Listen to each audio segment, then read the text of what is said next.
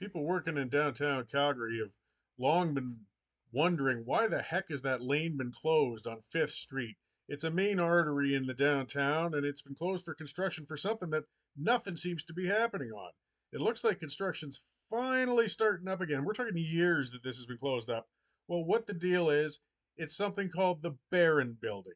And it's a building that's got some historical value within the city, and the mayor and others and a developer have decided they are going to convert this old building into accommodations and apartments. But something seems to have gone wrong. In fact, quite a few things.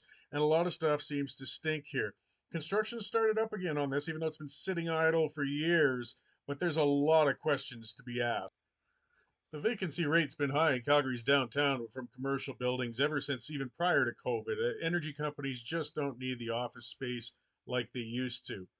But is the solution to convert these buildings into accommodations? It's incredibly expensive, and there really doesn't seem to be that much demand for it. But once the government starts stepping in and offering subsidy dollars, well, the opportunists come out of the woodwork. So here's the Barron Building with a ground turning and the characters involved in this project. Okay, so let's have a look at these three here. On the left is Calgary Mayor Jyoti Gondek, who is basically, well, not basically, she has been the most unpopular mayor in Calgary history, though she's happily committing $8.5 million to this building conversion project and it has the shovel there. On the right, you've got George the Porch Pirate Chahal.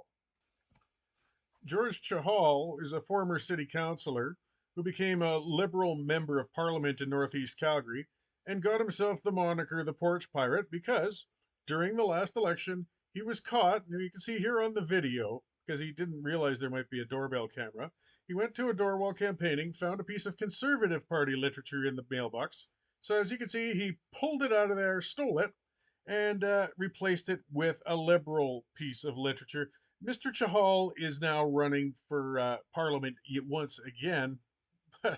Well, he's got a lot of flyers to pick before the end of the election, I guess.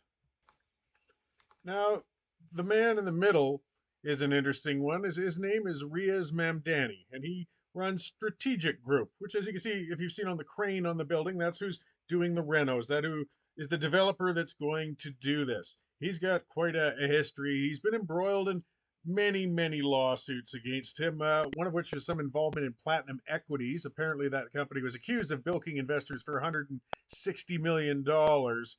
He's the subject of well, Platinum Equities is the subject of 19 lawsuits and all sorts of other things. The other bizarrely interesting thing about Mr. Mamdani was somebody actually tried to assassinate him in his driveway at his Mount Royal mansion. He was shot multiple times in his, I think he was driving a Rolls or a Bentley at the time, and they never did manage to find the shooter. Now, I know he was a victim here. Nobody knows quite what it's about. Uh, and he of course claimed he had no idea why anybody would want to shoot him. Who knows? I don't know either. But this is a businessman with some extremely questionable history and practices. Yet the federal member of parliament and the mayor felt this is a man worthy of partnering with and getting some tax funds in there to convert this building into an apartment complex. Now, that went for a little while, and then suddenly it got halted because apparently the contractors were getting screwed. Nobody was getting paid. You don't get paid, you don't do work. And it sat there. Now he says he's resolved it. There's a little bit of construction starting again. I mean, after a year, it's just been sitting there, blocking the street, looking like a garbage dump. And you look at the costs for this thing. Okay, we're talking about, and we're just talking about these conversions in general. Actually, some of the numbers when you crunch them for the downtown office conversions, because they're kind of a ripoff all around. Uh, the city will fund, I believe it's a fair amount per square foot for these guys to convert them. But for 1,000 square foot unit, a building would have to charge $2,800 a month for rent, assuming they make a $200 profit on that to rent that space out. This is not going to help the housing problem because that's the excuse they use to put tax dollars into these things. Is we're helping with housing. Look, low income people don't have $2,800 a month. Well, the Barron Building, the developer now has said that The estimates have gone up to $115 million to do this. And it's going to make 118 residential units. And it's still delayed and the prices are still going up. That's going to be over $1 million a unit. Do you think if this ever gets completed, that this building is going to provide reasonable housing for anybody?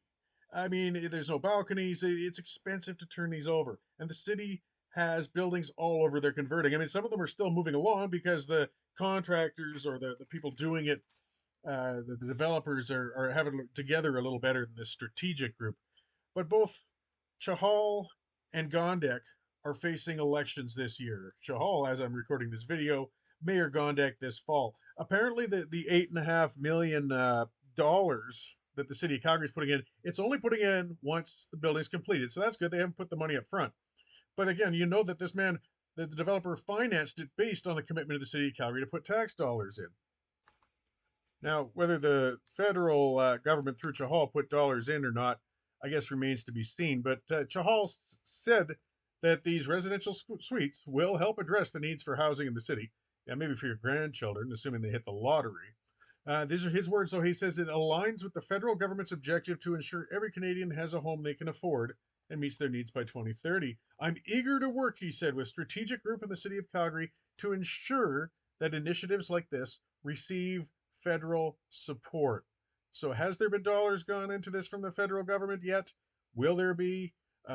These questions need to be answered. And of course, Mr. Chahal is not answering any questions right now. The National Trust Society, which gets a bunch of federal grants and fundings and support, has actually called the Barron Building a success story. A success story. It's been sitting half built for years, and it sounds like contractors might have been ripped off, but this is a success, apparently. I'd hate to see what these guys call a failure.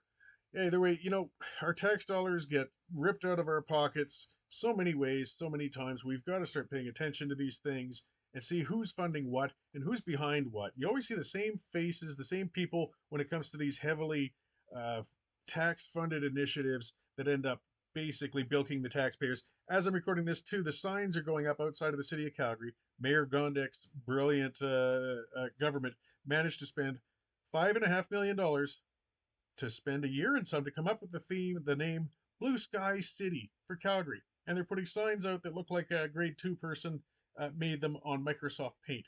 That's where your tax dollars are going. So that's why I'm doing these videos, guys.